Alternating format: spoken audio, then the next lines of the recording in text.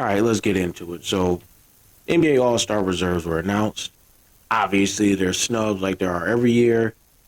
But let's look at the reserves and let's see who belongs and who shouldn't be there. First, let's look at the East. We got Donovan Mitchell, Jalen Johnson, Cat, Siakam, Norman Powell, Scotty Barnes, Jalen Durant. These are your reserves for the East. I don't have too many issues with the East. Siakam, I do have one, though. You're on a 13-win team. Like, you ain't playing at an all-star level if your team only got 13 wins. I don't care what your numbers look like. Those empty stats. So there's guys like, and I'm not saying you got to be on a winning team either to make the All-Star team, but you can't be like 13 wins bad to make the All-Star. Like somebody like LaMelo, I felt like probably should deserve to be an All-Star this year. Brandon Ingram, I think should have been an All-Star this year.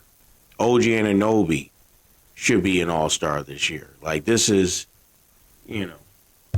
it's not bad, but I think guys got rewarded just for their stats in this All-Star more than any type of team success when you're looking at a Siakam or Jalen. They're having good years. Don't get me wrong. They're having good years, but I think winning should be more of a factor when you're talking about guys that should have made this All-Star team.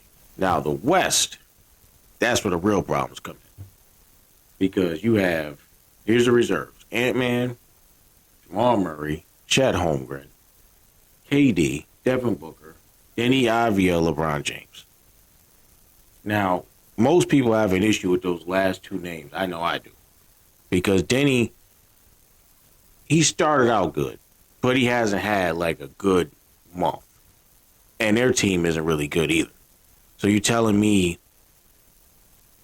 that you're putting him in with a losing record and whatever the case may be, and you're not going to put in Kawhi, who's averaging 30, and brought this team back from the slums up into now they're in play-in contention.